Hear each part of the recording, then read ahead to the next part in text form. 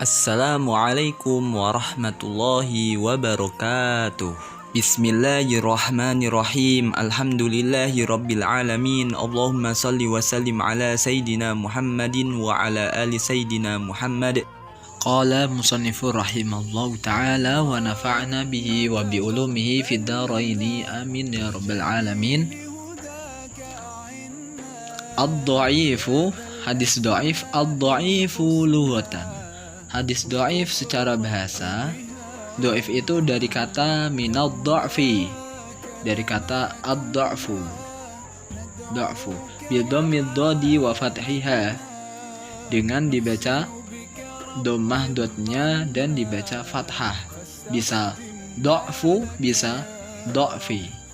Bisa dha'fu, bisa dha'fi. Apa itu artinya? Artinya diddul quwah, lawan kata dari kuwah. Kuwah itu kuat. Nah, berarti dhaif lawan daripada kuat adalah lemah. Dhaif berarti lemah. Wastilahan, sedangkan secara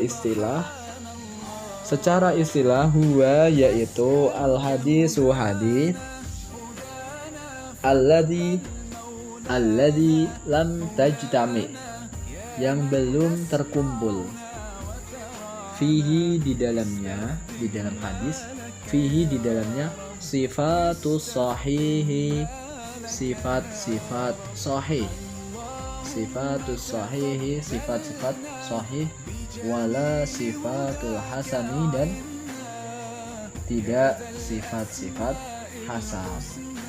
Nah, hadis dhaif secara istilah adalah hadis yang mana tidak terkriteriakan dalam sifat-sifat hadis sahih dan sifat-sifat hadis hasan, yang ada 5. Apa 5 itu? Kita ulangi lagi, yaitu sambung sanadnya, rawinya harus adil, rawinya harus teliti, terhindar dari syad atau keanehan, dan nomor 5 terhindar dari ilat atau cacat. Nah, ketika hadis tersebut kurang daripada 5 syarat di sini, otomatis hadis tersebut dhaif. Hadis tersebut apa? Dhaif. Contohnya, contohnya haditsu annan nabi sallallahu alaihi wasallam tawaddo. Sesungguhnya Nabi sallallahu alaihi wasallam tawaddoa, telah wudu. Wa massaha alal jawrabain, wa massaha, dan mengusap, alal jawrabaini, atas 2 kaos kaki. Ini hadis fahada dhaifun, maka hadis ini dhaif. Kenapa kok dhaif? Li'annahu yurwa, karena hadis ini yurwa, diriwayatkan an Abi Qaisin al-Audi, dari Abi Qais al-Audi, dari Abi Qais al-Audi. Wa huwa, adapun Abul Qais al-Audi apa? Dhaifun, lemah. Dhaifun sifatnya lemah. Artinya lemah di sini dia tidak memenuhi kriteria 5. Tidak memenuhi apa? Kriteria 5 sifat di atas. Maka dari itu, ketika ada seorang rawi, semisal hafalannya lemah, atau dia tidak memiliki sifat yang sempurna, tidak bersifat adil, sanadnya tidak mutasil, tidak sambung, otomatis hadis tersebut statusnya adalah hadis dhaif. Ketika hadis dhaif, nanti hukumnya lain-lain. Kemudian aqsamuhu, adapun pembagian hadis dhaif, ikhtalafa al ulama'u, para ulama berbeda pendapat. Fi taqsimihi, dalam pembagian hadis dhaif. Fa awsalahu ba'duhum, sebagian mereka menghitung ila wahidin wa thamanin, sampai 81 kisman bagian. Sebagian mereka mendapati hadis dhaif itu banyak macamnya sampai 81 bagian, 81 macam hadis dhaif. Itu macam pembagiannya, bukan per individu hadis, tapi apa? Pembagian macamnya. Wa ba'duhum, dan sebagian mereka ila tis'atin wa arba'ina. Nah, sebagian mereka juga menghitung sampai 49 macam. Wa ba'duhum, sebagian mereka ila isnaini wa arba'in, menghitung sampai 42 macam. Walakinna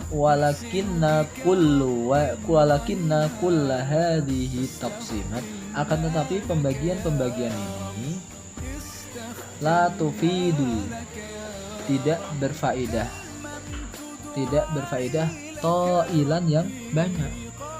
Kita mengetahui pembagian ini itu faedahnya ya sedikit aja, biasa, tidak mempengaruhi dalam dalam konsekuensi hadis tersebut.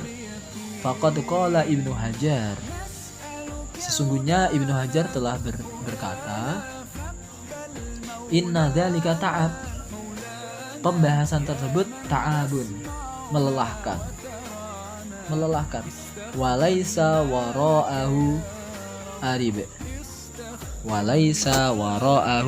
tidak ada gunanya.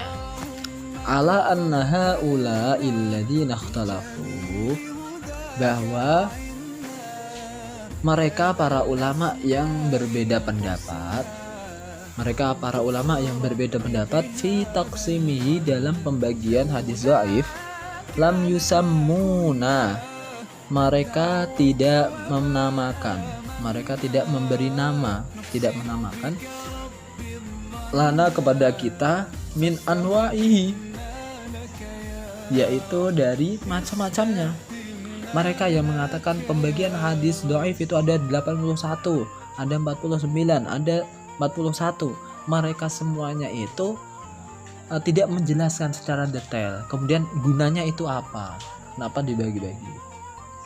Dan mereka juga tidak memberikan nama hadis dhaif yang ketika seperti itu namanya apa? Tidak. Illa qalilan, kecuali sedikit. Yang memberi nama itu sedikit aja.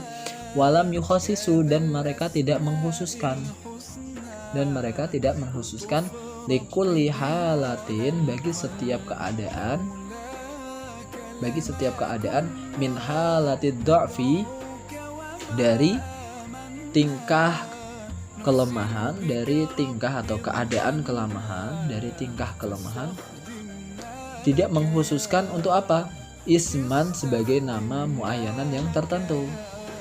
Kemudian semisal ketika para rawi itu lemah dalam kriteria sifat qabul atau kriteria syarat-syarat hadis sahih dan hasan, kemudian mereka tidak memberikan nama, memberikan label, ini yang dhaifnya apa. Ketika dhaifnya itu gara-gara tidak teliti, ini namanya apa? Tidak diberikan nama. Ketika ini tidak adil, semisal rawinya, itu namanya apa? Tidak diberi nama secara khusus. Maka dari itu pembagian yang dibagi-bagi oleh ulama tersebut itu apa? Tidak penting, tidak begitu penting. Yang penting ketika hadis dhaif itu hadisnya lemah. Nah, konsekuensinya bagaimana? Konsekuensi hukumnya, hukmuhu, adapun hukum hadis dhaif, ad-dhaif al-hadisu dhaif, hadis dhaif, la yajuzu, tidak boleh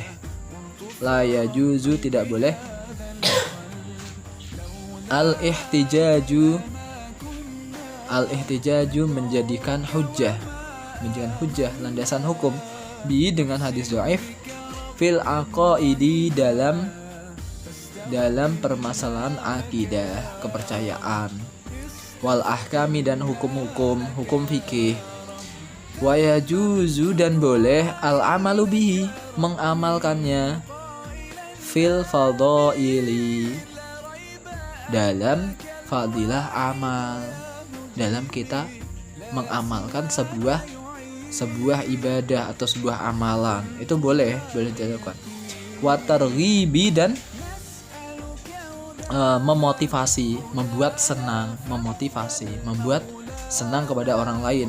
Watarhibi, dan menakut-nakuti, atau intimidasi kalau bahasa sekarang, menakut-nakuti. Wadikril manakibi,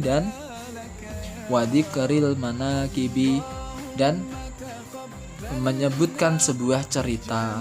Itu boleh aja menyebutkan sebuah cerita. Bisyurutin mufassalatin, dengan syarat-syarat yang terperinci, fi mawadi'iha, dalam tempatnya, dalam tempatnya. Nah, hadis dhaif itu hadis yang lemah. Bukan berarti hadis dhaif adalah tidak hadis, bukan. Namun itu adalah hadis berhubung rawi yang meriwayatkannya tidak memenuhi syarat kriteria sifat qabul, baik dari sifat adilnya atau sifat ketelitiannya, sambung sanatnya, kemudian terhindar dari syad atau aneh, yang terakhir terhindar dari ilat atau cacat. Nah, ketika salah satu syarat 5 di sini tidak dipenuhi oleh seorang rawi, maka hadis yang diriwayatkannya menjadi lemah. Ketika lemah, konsekuensi hukumnya tidak bisa dibuat landasan hukum. Artinya, ketika kita menfatwakan sebuah hukum, kita tidak bisa mengambil dari hadis tersebut. Tidak bisa dibuat landasan hukum. Baik dalam akidah, yaitu kepercayaan kita dalam ilmu tauhid, maupun dalam sebuah hukum. Sebuah hukum berarti dalam permasalah fikhiyahnya, dalam masalah fikihnya itu nggak boleh. Namun ketika pernyataan seseorang yang mengatakan ini hadis dhaif, nggak boleh diamalkan, haram untuk mengamalkan, itu tidak benar. Itu tidak benar. Walaupun itu dhaif, akan tetapi menurut kepercayaan kita, menurut kepercayaan ulama muhadis, pakar hadis, itu tetap hadis, itu tetap sabda Nabi, walaupun level dhaif. Maka dari itu kita masih boleh mengamalkannya dalam fadilatul a'mal, fadailul a'mal, dalam apa? Kita ketika mau mengamalkan beribadah, tujuannya untuk memenuhi, untuk melakukan, mempraktekkan ibadah yang ada di hadis dhaif tersebut, berarti sah, berarti apa? Boleh. Namun tidak untuk difatwakan, artinya difatwakan untuk mewajibkan orang melakukan ini, tidak. Nah, syarat-syaratnya itu apa? Syaratnya ada 4. Ketika kita melihat hadis itu dhaif, kita mau mengamalkannya, itu syaratnya 4. Yang pertama, fi fadailul a'mal, boleh dilakukan untuk fadilah amal, untuk kita amalkan hadis tersebut. 1. Yang nomor 2, level kedhaifannya tidak sampai melampaui batas. Ghairu syadidid dha'fi, tidak sampai lemah yang sangat-sangat lemah, tidak. Tidak yang sangat lemah.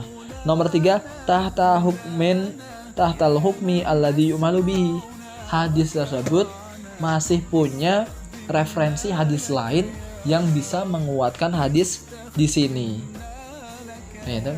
Masih ada referensi hadis yang untuk disandarkan. Nah, itu syarat yang ketiga. Yang terakhir, la yu'taqadu subutuhu, hadis tersebut tidak diyakini bahwasanya itu sabit, ditetapkan, ini benar 100% hadis Nabi. Nah, tidak kita yakini. Nah, ketika 4 syarat ini kita terapkan, kita dapatkan dalam hadis tersebut, kita boleh untuk mengamalkannya.